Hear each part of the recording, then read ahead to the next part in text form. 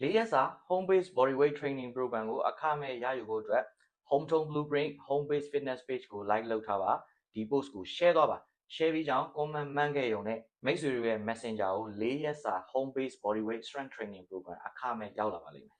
one by C very fat ဒါကကျွန်တော်တို့လူ busy professional တွေအတွက်အကြီးမားဆုံးရန်သူပါမိတ်ဆွေရော internet ကနေ6ပတ်အတွင်း bike အစီကြနေဆိုတဲ့ video တွေကြည့်ပြီးအိမ်မှာအိတ်ထမတင်လေ့ကျင့်ခန်းတွေကိုအချိန်ပေါင်းများစွာလုပ်ခဲ့ဘူးလားလုပ်တဲ့အခါမှာလည်း bike ကြောတွေနာမယ်အရန်ပင်ပန်းမယ်ဒါပေမဲ့6ပတ်ပြည့်တဲ့အခါမိတ်ဆွေတို့ရဲ့ bike ခေါက်ကအရင်တိုင်းပဲပုံစံလုံးဝပြတ်မသွားဘူးမိတ်ဆွေတို့အဲ့ဒီအိတ်ထမတင်လေ့ကျင့်ခန်းတွေချိန်ပေါင်းများစွာလုပ်နေတာကျွန်တော်မအံ့ဩပါဘူးဘာကြောင့်လဲဆိုတော့ကျွန်တော်ကိုယ်တိုင်အဲ့ဒီအဆင့်ကိုဖြတ်တန်းမှုခဲ့တယ်ဒါပေမဲ့အိတ်ထမတင်လေ့ကျင့်ခန်းတွေကိုချိန်ပေါင်းများစွာလုပ်တာကကျွန်တော်တို့ဒီ bike အစီတွေအောက်က muscle တွေကိုပဲသွားပြီးတော့ကြီးထွားအောင်လုပ်နေတာဒီနေ့ဗီဒီယိုမှာအဲ့အိတ်ထမတင်တဲ့အလားတူ bike လေ့ကျင့်ခန်းတွေလုပ်ဆရာမလို့ပဲနဲ့မိတ်ဆွေတွေအဲ့ဒီပူထွက်နေတဲ့ bike ခေါက်ကြီးတကယ်ကျသွားစေမဲ့သိပ္ပံကြီးကြစနစ်3ခုအကြောင်းကိုကျွန်တော်ရှင်းပြမယ်ပထမဆုံးသိထားမှာက bike အစီကျဖို့ဆိုရင်လေ့ကျင့်ခန်းတဲ့အစားအသောက်က80%ပါဝင်ပါတယ်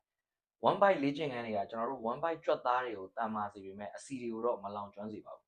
အိတ်ထမတင်လို့လေ့ကျင့်ခန်းတွေအများကြီးလုပ်တာတဲ့အစားအသောက်ကိုစနစ်တကျရွေးချယ်စားသောက်မယ်ဆိုရင်အစီကျဖို့အတွက်ပိုပြီးတော့ထိရောက်ပါတယ် one bite အစီကျဖို့တစ်ခုသီးသောဖြည့်ရှင်းချက်က calorie deficit ပါတနေ့တာလိုအပ်တဲ့ calorie ပမာဏထက် short စားဖို့ဖြစ်တယ်စားလိုက်တဲ့ calorie ပမာဏထက်လောင်ကျွမ်းတဲ့ calorie ပမာဏကပိုများဖို့အတွက်ဖြစ်တယ်ဒီလိုလုပ်ခြင်းကကျွန်တော်တို့ခန္ဓာကိုယ်စွမ်းအင်အတွက် bike ပတ်လည်မှာစုထားတဲ့အစီတွေကိုလောင်ကျွမ်းဖို့အတွက်ဖိအားပေးလိုက်ခြင်းတစ်မျိုးပါပဲ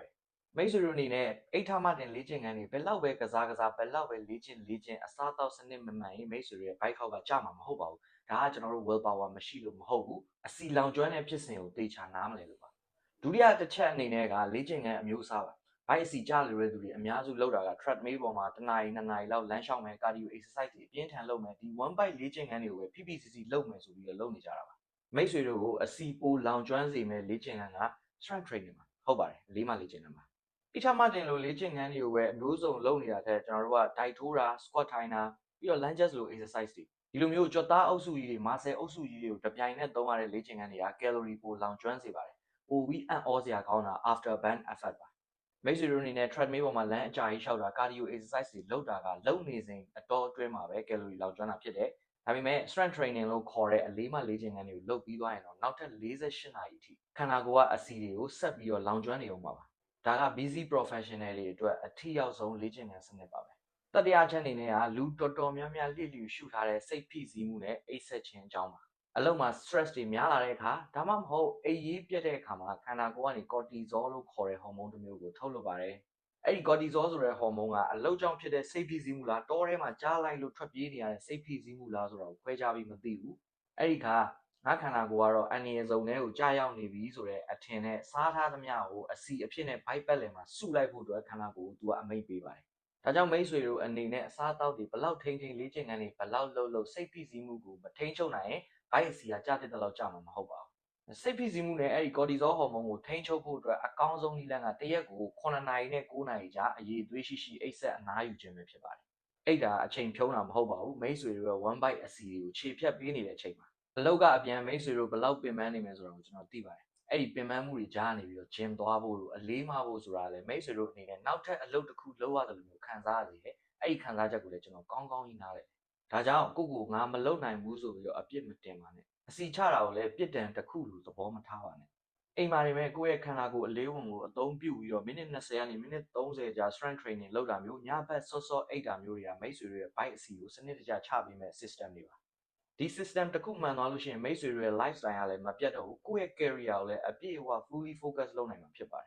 ်အချုပ်အနေနဲ့ပြောရရင် bike အစီချလိုတဲ့သူများအိတ်ထမတင်လေ့ကျင့်ခန်းတစ်ခုတည်းကိုပဲအားမကိုးပါနဲ့နံပါတ်1 calorie deficit နံပါတ်2 strength training နံပါတ်3 stress management ဒီ system 3ခုကိုစနစ်တကျအသုံးချပါဒီနေရာမှာကျွန်တော်သုံးစေချင်တဲ့ NLP နည်းလမ်းတစ်ခုရှိတယ်အဲ့ဒါကတော့ show rep လုပ်ဖို့ပါပဲနေ့တိုင်းကျွန်တော်တို့က perfect ဖြစ်နေစရာမလိုဘူး1နာရီ2နာရီလောက်ကြီးလေ့ကျင့်ခန်းလုပ်နိုင်နေမှာမဟုတ်ဘူး9မိနစ်အချိန်ရလား10မိနစ်အချိန်ရလား15မိနစ်မိနစ်20နာရီဝက်ကိုရရင်ရတဲ့အချိန်လေးမှာ body weight squat လိုလေ့ကျင့်ခန်းတွေ diet ထိုးတဲ့လေ့ကျင့်ခန်းတွေ wall sit လိုလေ့ကျင့်ခန်းတွေ plank ထောက်တာတွေ lunges လို exercise တွေဒီလိုခန္ဓာကိုယ်အလေးဝင်သုံး strength training တွေကိုလုပ်ဖြစ်အောင်လုပ်ပါအဲ့ဒီနိုင်ပွဲသေးသေးလေးတွေအဲ့ဒီ small win လေးတွေကမိတ်ဆွေတို့ consistency ဖြစ်လာအောင်မောင်းနေမိမဲ့အရာတွေပါပဲ4ရက်စာ home based body weight training program ကိုအခမဲ့ရယူဖို့အတွက် home tone blueprint home based fitness page ကို like လုပ်ထားပါဒီ post ကို share သွားပါ share ပြီးကြောင်း comment မှန်းခဲ့ရုံနဲ့မိတ်ဆွေတွေရဲ့ messenger ကို4ရက်စာ home base body weight strength training program အခမဲ့ရောက်လာပါလိမ့်မယ်ကျေးဇူးတင်ပါတယ်ကျွန်တော်စီတူလည်းမှာနောက်ဗီဒီယိုမှာပြန်တွေ့ကြပါမယ်ရေလုံးတော့တောက်ဖို့မမေ့နဲ့နော်